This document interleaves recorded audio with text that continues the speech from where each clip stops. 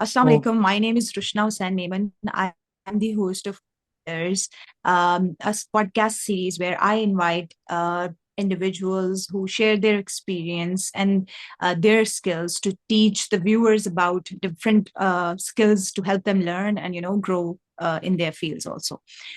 So I would like to introduce our host today. He is Osama Suhail.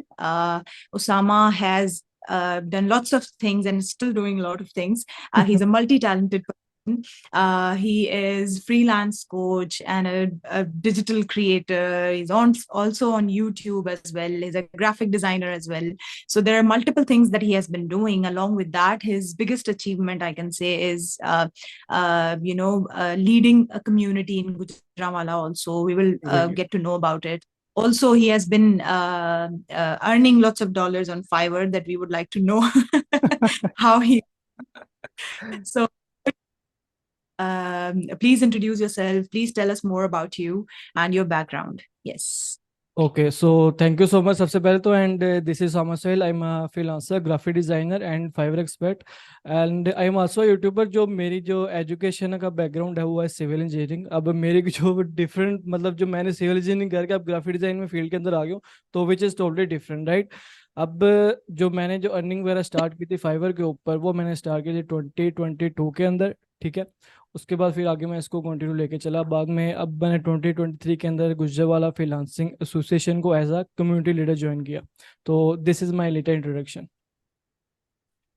But we would like to know कि ये shift कहाँ से आया? Like, why did you want to be a civil engineer and then you shifted completely different? वो एक switch किया है आपने. So why do you think that happened? Okay so जो मेरी जो जर्नी है ना वो लाइक बड़ी ना मैस किस्म की है स्टडीज वगैरह के लिहाज से। अच्छा मैं जो कैसे इस तरह का स्टूडेंट था, मैं बिल्कुल ना इंट्रोवर्ट टाइप का। इंट्रोवर्ट तो एक बंदा होता ही है लेकिन मैं शाय टाइप का बहुत था। लाइक मैंने कभी नाइन्थ क्लास के अंदर या सेवन्थ क्लास के अंदर या टेंथ क्लास के अंदर मतलब स्कूल लाइफ के अंदर मैंने कभी अपनी लाइफ के अंदर कभी टीचर से ये नहीं मैं कह सका कि मैं पानी पीने के लिए जाऊं। मैं वो बच्चा था जो शाय बहुत था, उसकी वजह से मैं 3 3 4 4 मंथ स्कूल ही नहीं जाता था, ठीक है। लेकिन फिर भी मैंने नाइन्थ भी पास कर ली, टेंथ भी पास कर ली। आगे मेरे साथ ना बड़ा एक कह लें आप ट्रेजेडी हुई। मैंने जब 11th क्लास के अंदर मैं मैंने मेडिकल रख ली। मैथ से भागने के लिए, इंजीनियरिंग से भागने के लिए मैंने मेडिकल रख ली। तो उसके बाद फिर क्या हुआ, मेरी फर्स्ट ईयर के अंदर ही ऑलमोस्ट 3 सप्ली आ गई। ओके सो उसके बाद मैंने कहा चलो अगले सेकंड ईयर में पास कर लेंगे, इसको क्लियर कर लेंगे। अब फिर ये सीन हुआ कि मेरी जो सेकंड ईयर है उसके अंदर ही मेरी 3 या 4 सप्ली आ गई। तो मैं ओवरऑल टोटल फेल हो चुका था वहाँ पे, ठीक है। अब वो जो एक साल था जब मेरे लिए बहुत ही डिसअपॉइंटमेंट वाला था और मुझे बिल्कुल भी समझ नहीं था आ रहा कि मैंने अब क्या करना है। मैं बिल्कुल डिप्रेशन में जा चुका था क्योंकि वो आपको पता है कि आजकल के जो पेरेंट्स है वो आपको कितना कंपेयर करते हैं एक दूसरे के साथ कि वो बंदा ये कर रहा है, आप वो बंदा वेले बैठे हो कुछ करो। फिर मैंने सोचा कि मैं ना थोड़ा टेक्निकल स्किल की तरफ आता हूँ, तो मैंने तब की थी वेब डिजाइनिंग मैंने शुरू कर दी। ये आई गेस 2019 की बात है, 2018 की बात है। तो मैंने वेब डिजाइनिंग शुरू कर दी। तो उसमें क्या सीन हुआ कि मेरी फर्स्ट पोजीशन आ गई। अब मुझे नहीं पता कैसी आई, लेकिन उसमें मेरी फर्स्ट पोजीशन आई। और वेब उसके अंदर मैंने जो प्रेजेंटेशन दी थी ना, और वो मुझे खुद भी नहीं पता मैंने किस तरह से इतने कॉन्फिडेंस के साथ मैंने प्रेजेंटेशन दी जो मेरी वहाँ पे फर्स्ट पोजीशन आ गई। अभी भी मेरे पास कब पड़ा हुआ है उसका। आई गेस 7 से 8 साल हो गए वेब डिजाइनिंग का। उसके बाद मुझे लगा कि जो टेक्निकल स्किल्स है ना ये बेसिकली मेरे लिए है, लेकिन जो एजुकेशन का था ना मुझे जेन में बैक ऑफ द माइंड में था कि यार मुझे ये करना है एजुकेशन, मुझे अब ग्रेजुएट होना है, मुझे अपना कॉलेज भी पास करना है, ठीक है। अब वो जब मैंने कोर्स वगैरह किया ना वहां से मुझे इतना बूस्टअप मिला ना कि यार मैं कुछ अपनी लाइफ में मैं कर सकता हूँ, ठीक है। तो उसके बाद फिर मैंने क्या किया, मैंने सोचा कि यार मैं ज्वाइन करता हूँ कॉलेज को, एक दफा ना दोबारा ट्राई करता हूँ, क्या पता कुछ क्योंकि मुझे बूस्टअप वहां से बहुत मिला था। मैंने कहा कि मैं ये कर सकता हूँ ना तो मैं वो भी कर सकता हूँ कि मैं फुल फोकस करूँ अपनी स्टडीज वगैरह के ऊपर। तो मैंने दोबारा वहां से फिर प्राइवेट आईसीएस किया। आई गेस मैंने एक ही साल के अंदर फिर दोनों क्लासेस की आईसीएस की, और मैंने एक ही साल के अंदर दोनों आईसीएस को पास कर लिया। अब जो मैं मेडिकल में 2 साल में नहीं कर पाया, मैंने आईसीएस एक साल में कर लिया। तो उसके बाद लेकिन वो काफ़ी अच्छे नंबरों के साथ, मुझे याद है मेरे ना काफ़ी अच्छे नंबर आए थे उसके अंदर। और उसके बाद फिर मैंने क्या किया, मैंने कहा अब आगे इसको कंटिन्यू रखते हैं। फिर मैंने आगे सिविल इंजीनियरिंग में जो एडमिशन लिया, मैंने civil engineering I guess 4 years की थी। यहाँ पे गुजरावाला में है टेक्निकल कॉलेज, जो इंजीनियरिंग का कॉलेज है बेसिकली। तो वहाँ पे मेरी इतना कॉन्फिडेंस मुझे आ गया था, मैं उधर तो उसमें मैं मेंटोर बन गया पूरी क्लास का। और मैं उनके केमिस्ट्रीज वगैरह जो सब्जेक्ट का जो टेस्ट वगैरह वो भी मैं चेक करता होता था उनके। और बाकी जो सर्वे वगैरह, बाकी मैकेनिकल जो इंजीनियरिंग होती है उनके जो सब्जेक्ट्स हैं वो भी मैं उनसे बाकायदा सुनता होता था, क्योंकि मेरी उस टाइम काफ़ी ये थी कि पढ़ने के लिहाज से मैं काफ़ी अच्छा हो गया था। और मेरा जो माइंड सेट है ना वो बिल्कुल इस तरफ आ चुका था कि अब जब मैं चीज़ कोई पढ़ने के लिए था तब मैं बैठा था ना कमरे में, तो मेरा माइंड होता था कि यार अगर ये चीज़ मुझे याद नहीं होगी ना तो मैंने यहाँ से कमरे में उठना नहीं है, बेशक उसको 7 घंटे लग रहे हैं, बेशक उसको 4 घंटे लग रहे हैं, तो मैंने वो चीज़ करके ही वहां से उठना था। तो ऐसे ही मैंने अपने जो 4 इयर्स है वहाँ पे कंप्लीट किए। तो अ, फिर मुझे सिविल तो इंजीनियरिंग का खिताब मिला। यू थिंक के मतलब ये सारी चीजें, जैसे मतलब आपका इंट्रोवर्ट से इतना सारा कॉन्फिडेंस आ जाना और वो सारी चीजें, वो किस वजह से था? वो इस वजह से तो नहीं था कि जो है वो बिकॉज आपको कोई ऐसी चीज मिल गई थी जो आपको पसंद थी, या जिसमें आप फर्स्ट पोजीशन आपकी आ गई तो आपको लगा कि यार इसी चीज में एक्सेल बंदा कर सकता है और बाकी हम्म। चीजें जहाँ पे शायद नहीं समझ आ रही तो उसमें बंदे को नहीं जाना चाहिए?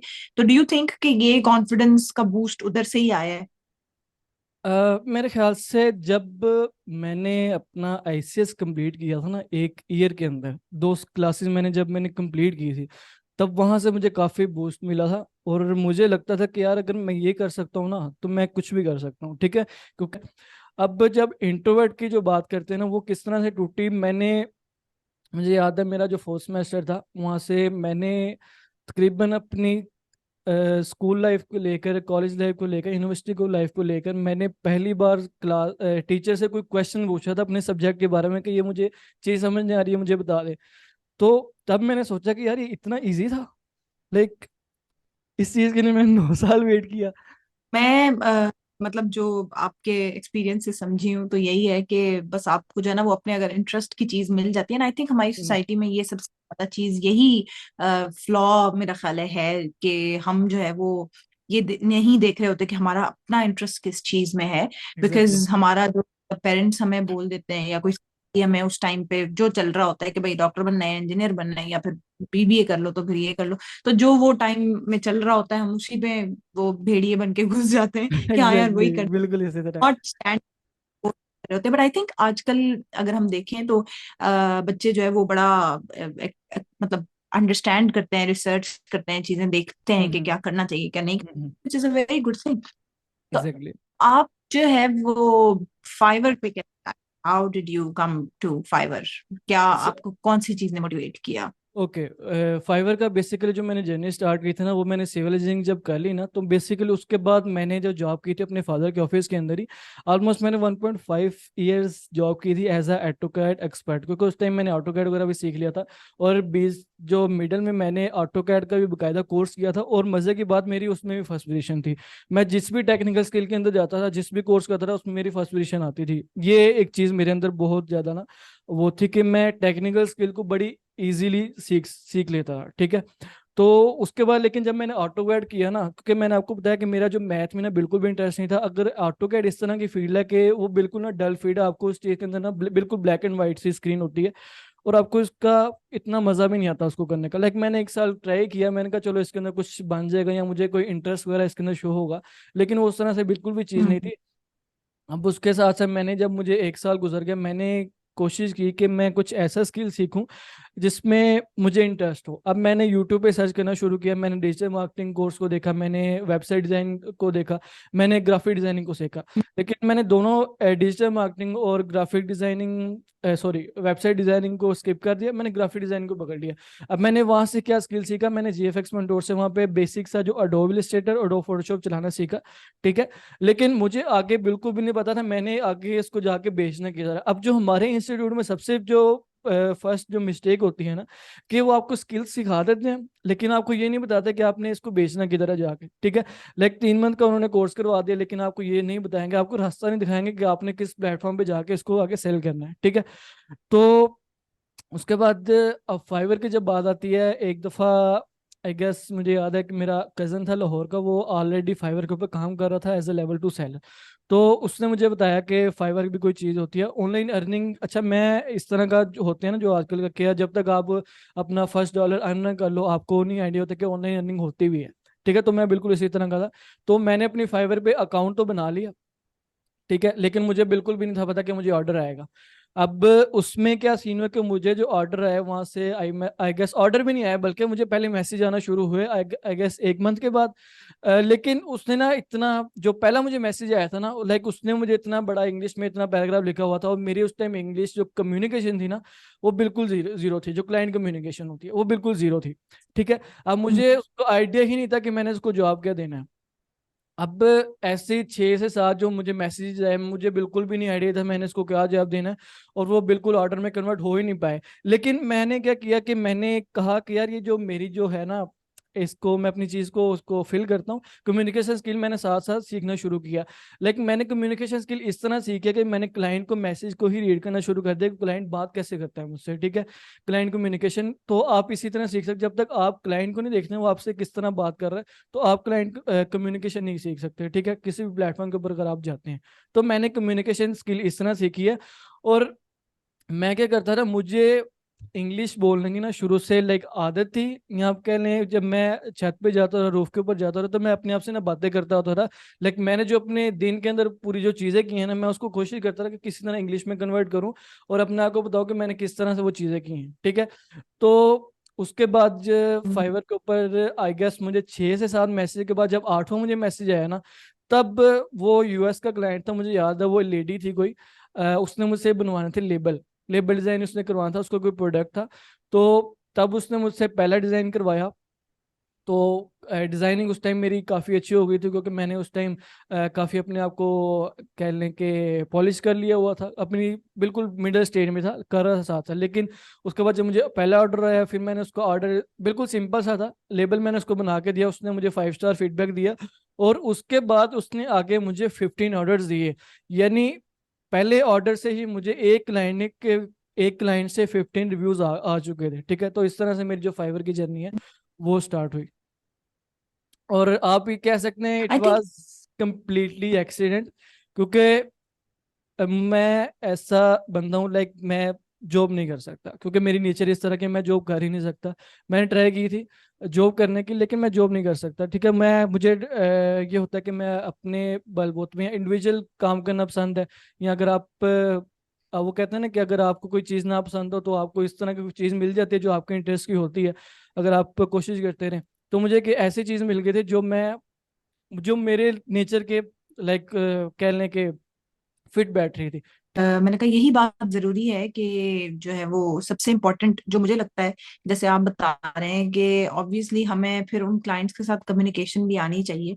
हमें ये एग्जैक्टली। पता हो कि बिकॉज ऑब्वियसली हर बंदा एक डिफरेंट बंदा है, ये पता हो कि यार हम किस तरह उनसे कम्युनिकेशन करें, किस तरह हम उनसे बात करें। हर बंदा एक अलग चीज आपसे चाह रहा होता है। You can not impose your personal interest on them कि नहीं मैं ये चाह रहा हूँ कि आप ये कर लें, आप exactly.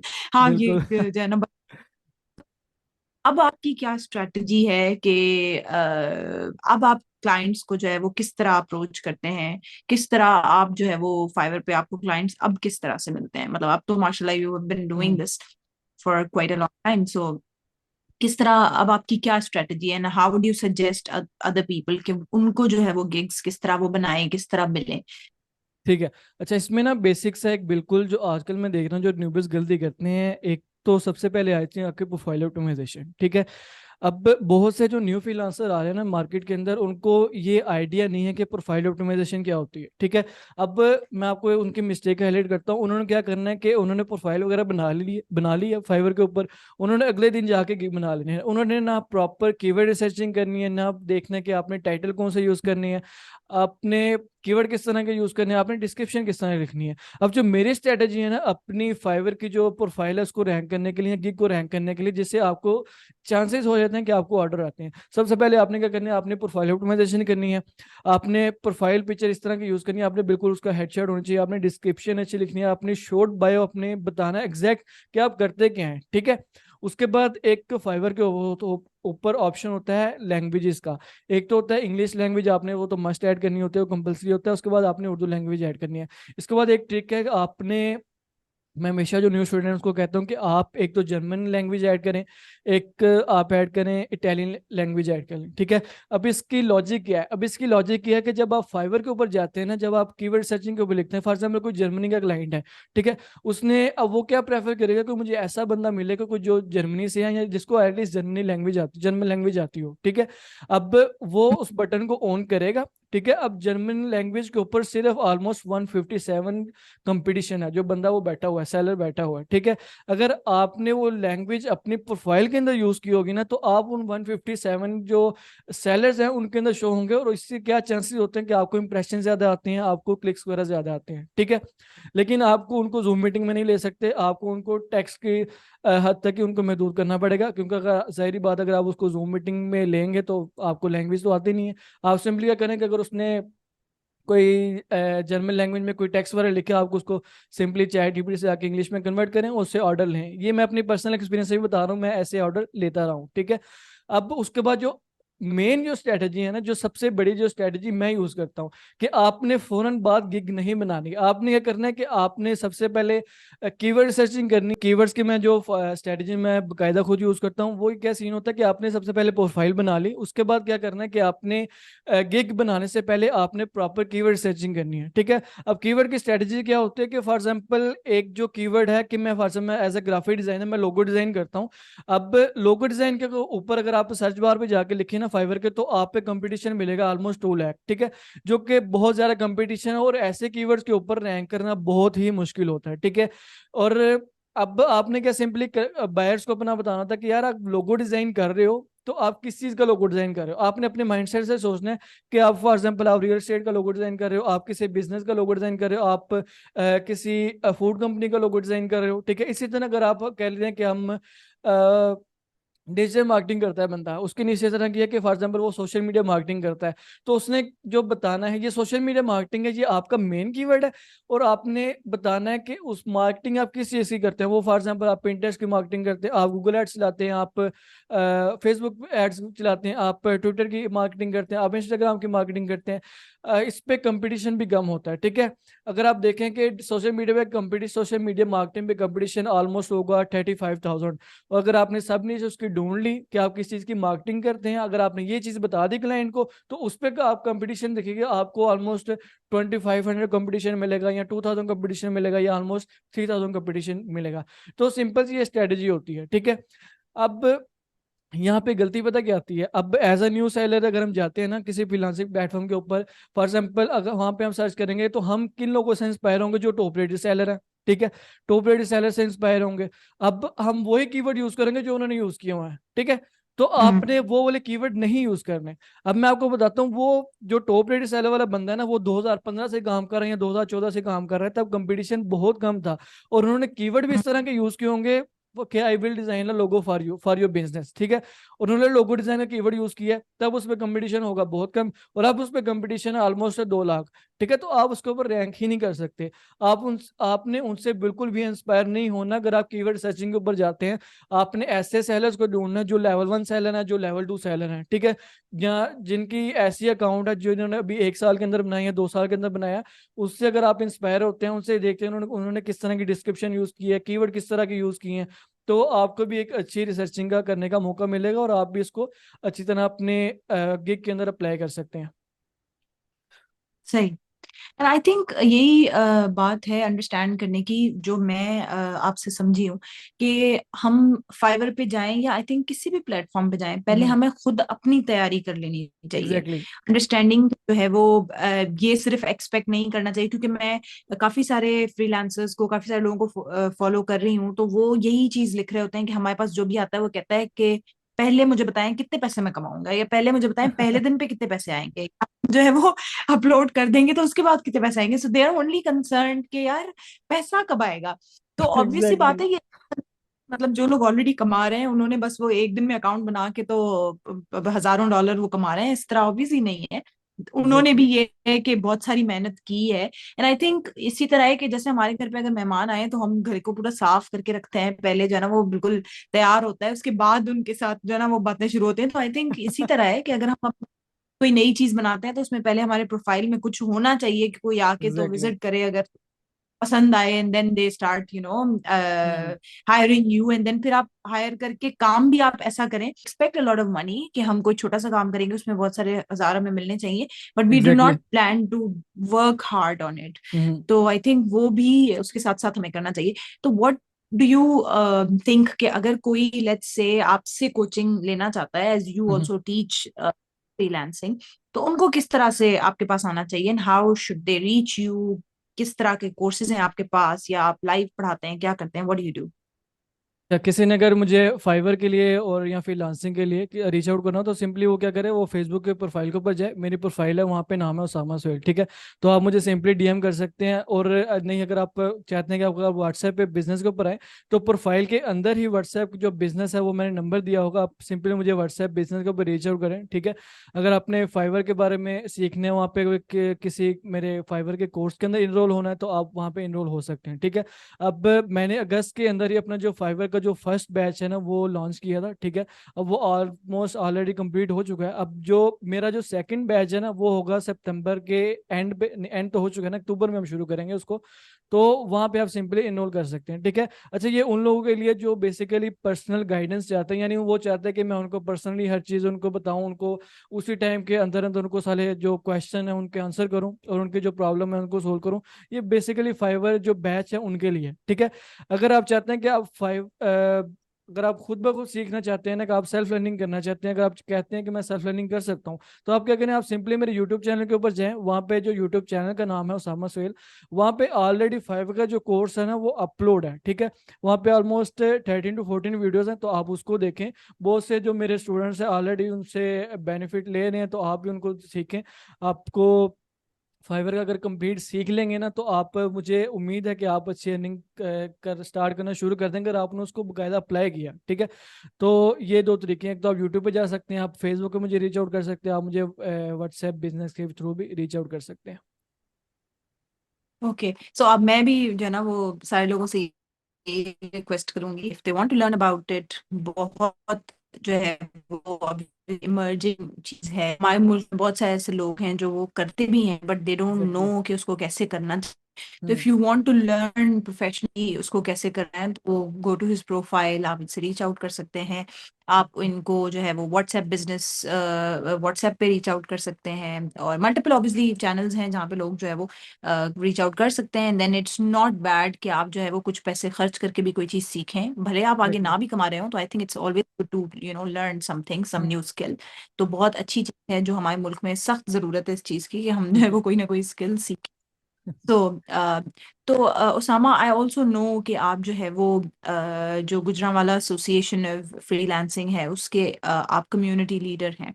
Hmm. What do you do as a community leader of Gujranwala association of freelancing, और आपको क्या लगता है कि यही एसोसिएशन को आप डिफरेंट सिटीज में स्प्रेड कर सकते हैं, और इससे क्या फायदा होता है लोगों अच्छा, बेसिकली यहाँ पे मैं आपको ना बिल्कुल पहले बताना चाहूंगा कि मैंने ये एसोसिएशन ज्वाइन किस तरह की।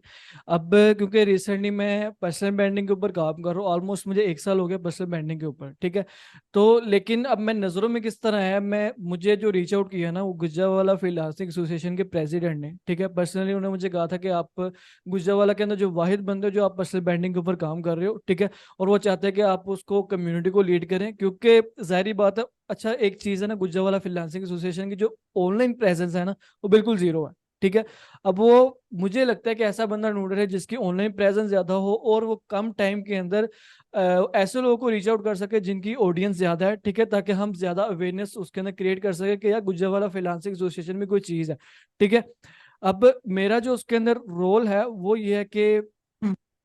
अ, अभी ना बिल्कुल स्टार्ट है। अभी जो अगर हम बात करें ना कि हम डिफरेंट सिटीज के अंदर जा रहे हैं, वहाँ पे भी इसको फ्रीलांसर को सिखाना शुरू करें, तो हम उस पॉइंट पे भी नहीं है, लेकिन इन फ्यूचर हमारा प्लान है। बिल्कुल, अब गुजरावाला अभी बिल्कुल ना फर्स्ट स्टेप के ऊपर है, ठीक है। अभी हमें अवेयरनेस क्रिएट करने की जरूरत है कि यार गुजरावाला फ्रीलांसिंग एसोसिएशन भी कोई चीज़ है जो कि ऑलमोस्ट इसको 3 साल हो गए हैं, लेकिन किसी को आइडिया भी नहीं है कि गुजरावाला के अंदर भी फ्रीलांसिंग एसोसिएशन है, कोई इस नाम की कोई चीज एग्जिस्ट करती है। ठीक है।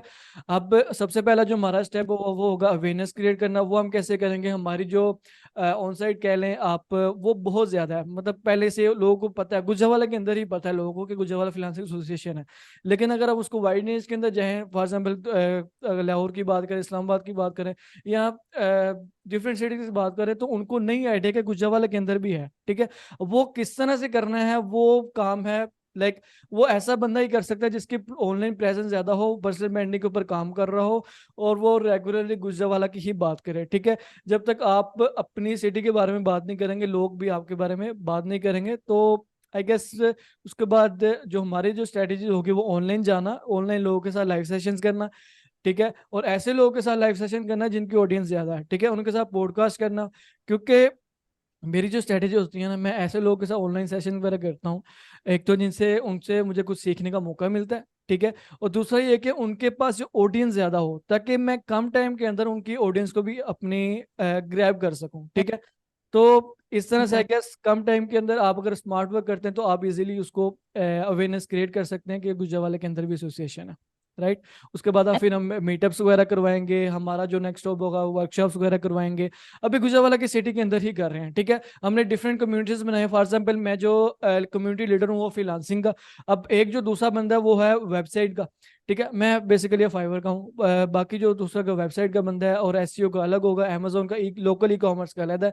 तो इस तरह से हमने डिफरेंट रोल्स डिफरेंट लोगों को दिए हुए हैं। ठीक है। दिस इज रियली गुड, और बहुत अच्छी जो है ना वो अपॉर्चुनिटी है उधर के लोगों के लिए भी। एग्जैक्टली। और इस तरह की तो पर्सनल ख्याल है वो हर सिटी की इस तरह की चीजें होनी चाहिए। लेट्स से अगर मैं हैदराबाद में रहती हूँ तो आई फील कि यहाँ पर भी बहुत सारे फ्रीलांसिंग करने वाले लोग हैं। एंड देन अगेन मैं तो because I am more on YouTube, तो आई फील लाइक कि यहाँ पर बहुत सारे यूट्यूबर्स भी हैं, बट हमारा कोई भी इस तरह से कभी नहीं हुआ। अगर हुआ भी है तो बड़े लिमिटेड लोगों का हुआ है, क्योंकि ऑब्वियसली यूट्यूब पे भी डिफरेंट जॉनरा के लोग काम करते हैं। तो वो इस तरह का प्लेटफॉर्म एक होना जहां पर ऑनलाइन काम करने वाले लोग मिले, this is a very good thing. And I feel like कि इसको स्प्रेड करना चाहिए। एंड आई फील कि यहाँ मतलब मेरे पास भी जो हैदराबाद के लोग हैं या आपके पास जो गुजरावाला के लोग हैं, they should reach out and एक कम्युनिटी क्रिएट होनी चाहिए, विच इज अ गुड थिंग। और अगेन यही है जो आप कह रहे थे कि आप उस तरह के लोगों के साथ कनेक्ट करते हैं जिनकी ऑडियंस ज्यादा हो। एंड आई थिंक इस चीज से फायदा यही है कि हम together we can make a difference. वही वाली बात एग्जैक्टली। है कि हम साथ में और उसी से एक जो है ना वो एक नेटवर्क बनता है। नेटवर्क से ही सारी चीजें होती हैं आजकल। कोई एक इंडिविजुअल एक अलग से अपनी चीज नहीं कर सकता, उसको नेटवर्क लाजमी चाहिए।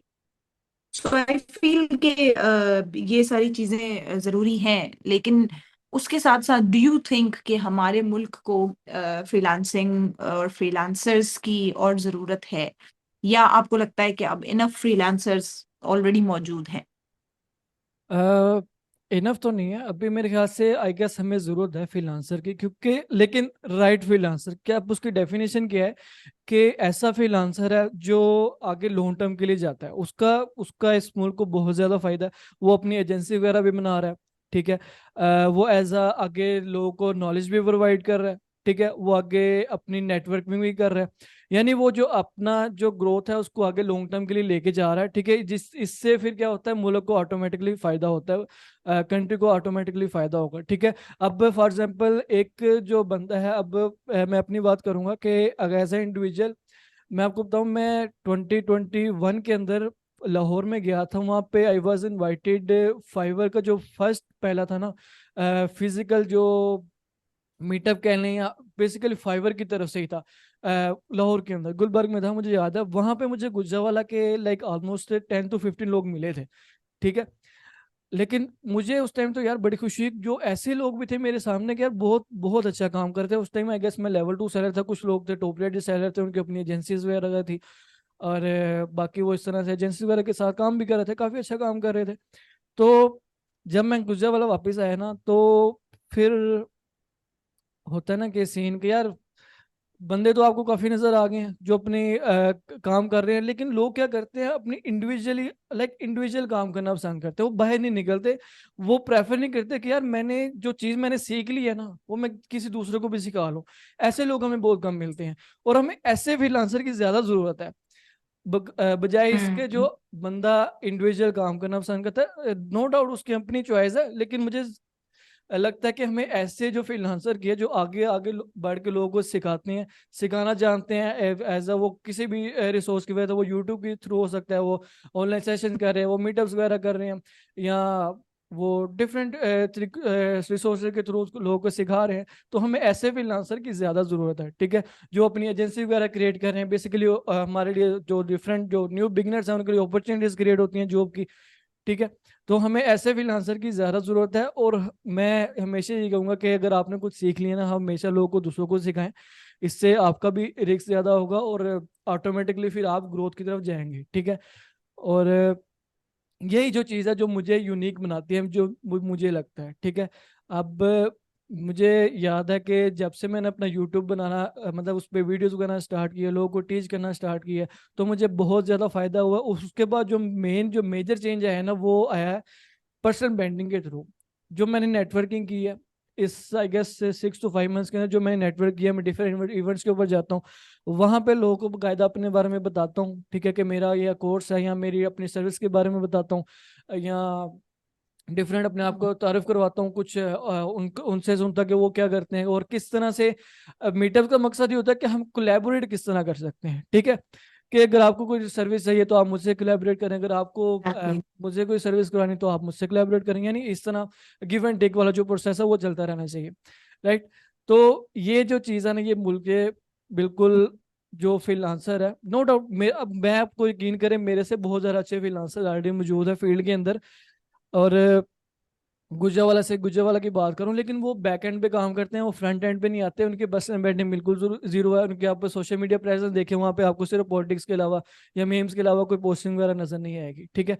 जिसके मुझे लगता है कि अगर आप पर्सनल ब्रांडिंग कर रहे हो ना, अपना अपने सोशल मीडिया प्रेजेंस दिखा रहे हो, लोग को अपने डिजाइन के सर्विस के बारे में बता रहे हो, या अपने बता रहे हो कि यार मैं ये चीज करता हूँ, तो अगर आप ये नहीं कर रहे ना, तो आप अगर टेबल के ऊपर आपके पास इतने ज़्यादा पैसे बढ़े ना, उसको आप छोड़ रहे हो, यानी आप टेबल के ऊपर आपके पास इतना ज़्यादा वो अपॉर्चुनिटीज वगैरह, आपको उसको बस छोड़ रहे हो अगर आप पर्सनल ब्रांडिंग नहीं कर रहे, ठीक है।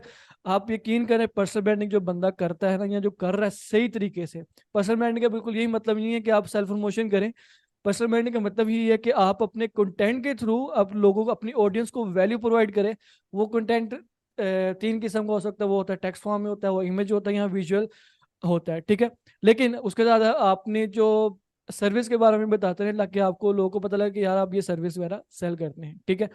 तो उसके जब आप ये चीज़ करते हैं, तो आपके लिए अपॉर्चुनिटीज़ के जो दरवाजे हैं वो बहुत ज़्यादा खुल जाते हैं, जो कि मेरे लिए भी बहुत ज़्यादा ऑलरेडी ओपन हो चुके हैं, और मैं आगे फिर इसके साथ फिर ग्रोथ भी कर रहा हूँ।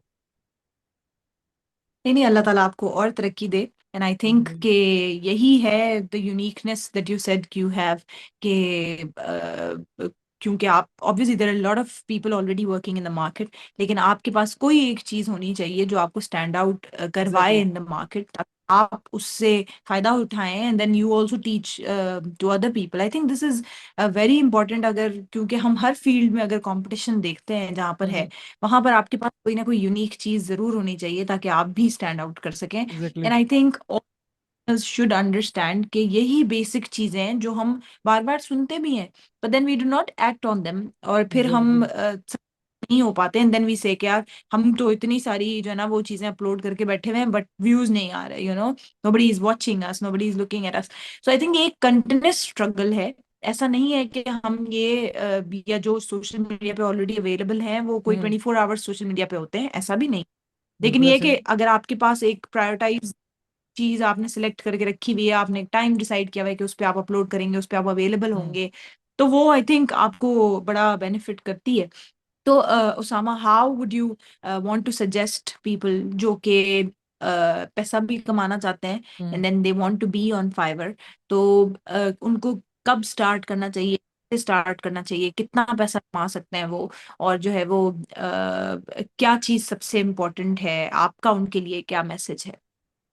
फाइवर पे जिसने स्टार्ट करना है ना, अभी से शुरू कर रहे हैं। Now is the right time. इसका कोई राइट टाइम नहीं होता। अगर आप अभी से शुरू करेंगे ना, क्योंकि देखिए कंपटीशन बढ़ता जाएगा, अगर आप अभी से शुरू कर देंगे ना तो आप उस रेस के अंदर फिर शामिल हो जाएंगे और आपके कंपटीशन भी इतना ज्यादा नहीं होगा, ठीक है।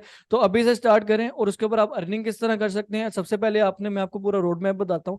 आपने कोई भी स्किल वगैरह सीखे, आपने पहले उसको प्रॉपर सीखना है। आपने फॉर एग्जाम्पल 3 मंथ लगा के उसकी बेसिक सीखी है, ग्राफिक डिजाइनिंग की आपने बेसिक सीख ली है, ठीक है।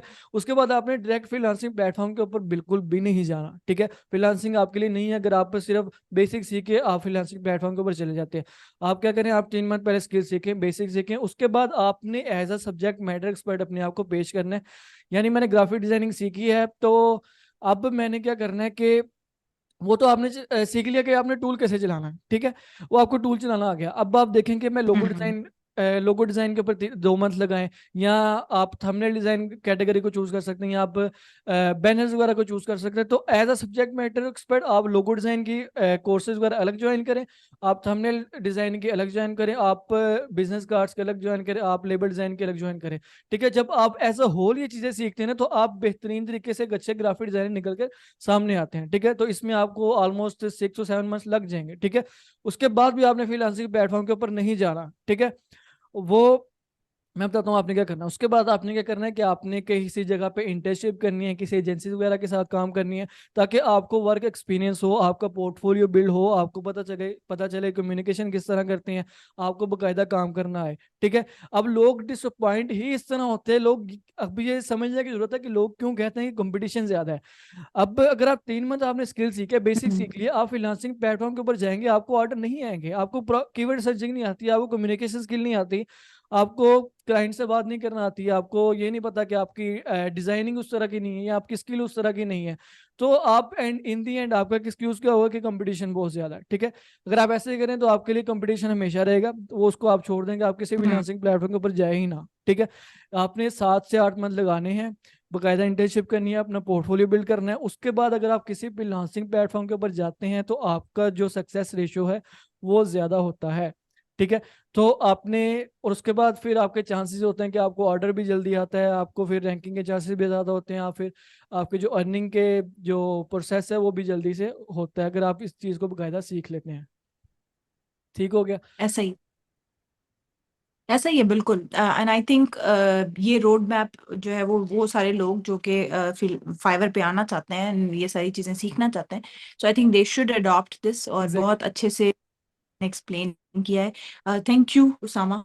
इंशाल्लाह I will surely come to Gujranwala and meet you and your community for sure. तो श्योर हम श्योर। podcast भी करेंगे। But it was great having you, and I would really pray कि आप जो है वो ग्रो करें जिस तरह आप काम कर रहे हैं, माशाल्लाह। This is really good to know lots of people from your community, और जो फ्रीलांसिंग कर रहे हैं उनको I am trying to connect with everybody. So thank you. And बड़ा अच्छा लगा आपसे बात करके, एंड आई होप के लोग जो है वो इस चीज़ से ज़रूर फायदा उठाएंगे, and they will also work on it. Okay sure, thank you so much, and thank you so much for inviting me on your podcast. तो लेट्स गो, बस खत्म।